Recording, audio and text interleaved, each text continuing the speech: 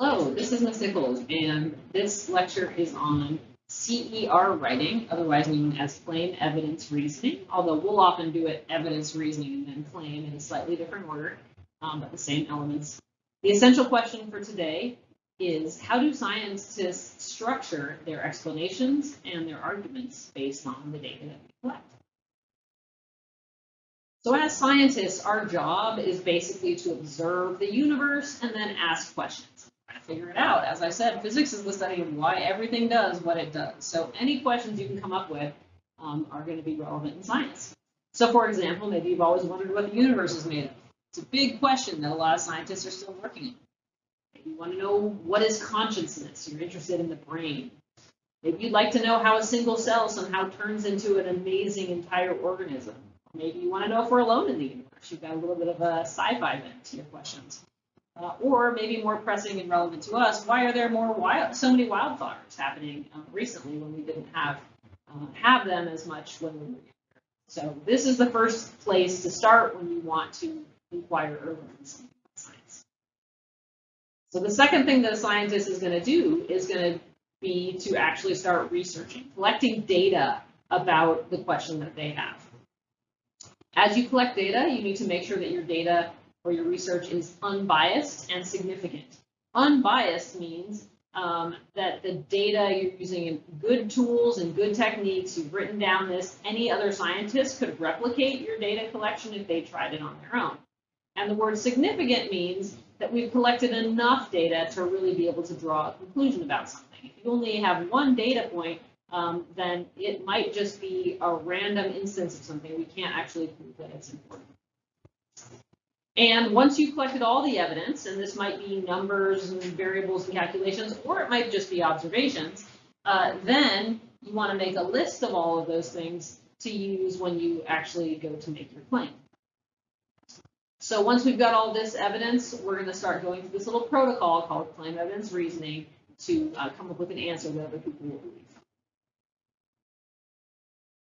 When I have a huge pile of data, it's often helpful to kind of sort your evidence or analyze it a little bit. You want to sort it to determine which pieces agree with or support your conclusion. That doesn't mean you should ignore things that support a different conclusion, but some of your evidence may just be irrelevant. It may not matter. Like maybe you reported the color of something and it turns out color doesn't make any difference. So you want to sort it into useful information and kind of irrelevant information. If you have any information that supports a different conclusion, then that means your conclusion probably needs to be revisited. This is kind of a fun little sign that I saw with a little chant. What do we want? Evidence-based science. When do we want it? After peer review. So that's kind of how a scientist thinks about things. I'm not going to make my conclusion until I have collected a lot of evidence, and the peer review means that I'm going to ask other people to check my data and my results and make sure that they come up with the same conclusions. So CER stands for claim evidence reasoning. But as I mentioned, we actually are probably going to do it in a different order. You've got your question.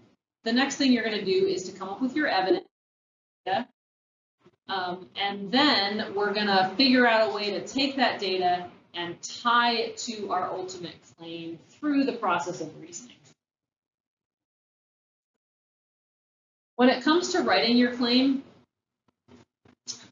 you're really looking for one sentence that states the conclusion you've come to. And that claim should directly ask the question that was answered. So if your question was, why are there so many wildfires now? Your answer should be something like, there are so many wildfires because, or something of that nature.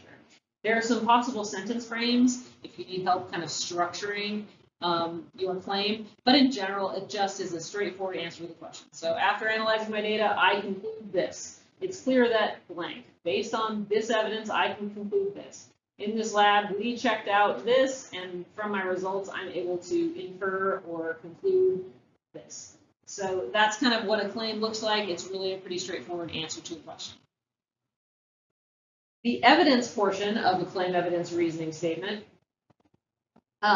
is your way of collecting and organizing all of the evidence, including graphs, drawings, data tables, or text or observations that are going to be used to eventually support the claim. Some possible ways of laying out your evidence or explaining your evidence is just saying my evidence for this claim is blank, this claim is supported by blank, something shows that, So evidence is sort of an objective, not an opinion, but a fact that you think is going to be relevant when it comes to answering your research question. The reasoning portion of this is actually probably the most challenging portion for students to do, because this is the portion that includes the logic and the connection between the evidence and the claim that you're trying to make.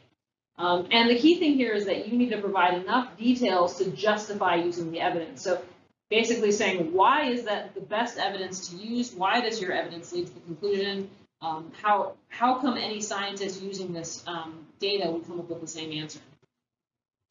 So there's some sentence frames that might be helpful. The evidence strongly points to this because, you'll notice that because, that's the reasoning for it. Blank evidence supports my position because of this, or blank suggests something because. So the because is the key critical thing that I'm looking for when I want to see if you are using good reasoning to explain what's going on.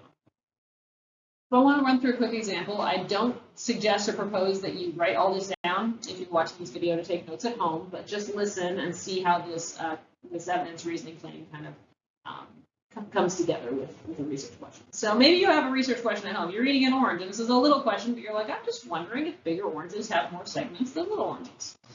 So you decide to collect some data. And obviously, the relevant data here is opening a few oranges and measuring their mass. That's how I'm going to judge if they're bigger, and then counting the number of segments. So this is probably not really enough data to determine a conclusion, but enough for now. So we take 3 oranges and we have different masses, and we open them up and we count the number of segments in each of those oranges. And I made this nice data table with the mass of oranges in one column and the number of segments that they had in the other.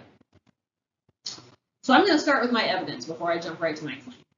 I'm going to look at this data, and I could graph it, which would be useful. There's lots of things I could do, but with this data table, even by itself, I have some evidence. And I would label it as such. I would say, when I counted the number of segments in oranges with a variety of different masses, I found the largest and the smallest oranges had the same number of segments.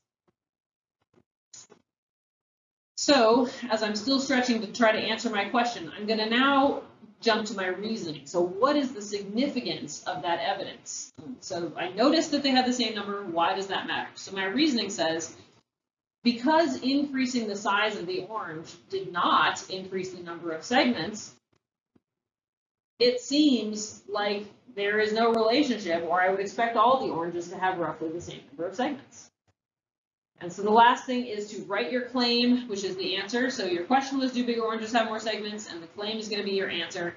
My answer, according to my data, is no matter what their mass is, all oranges have the same number, roughly the same number of segments, give or take. Okay, so this was going through this process of evidence, reasoning, claim to answer a science question. Okay, we've reached the end of this video, so quick summary to revisit your central question. How do scientists structure their explanations and arguments based on experimental data? What process do we use, and why is that a useful process? Thanks for watching. Hope you enjoy the content.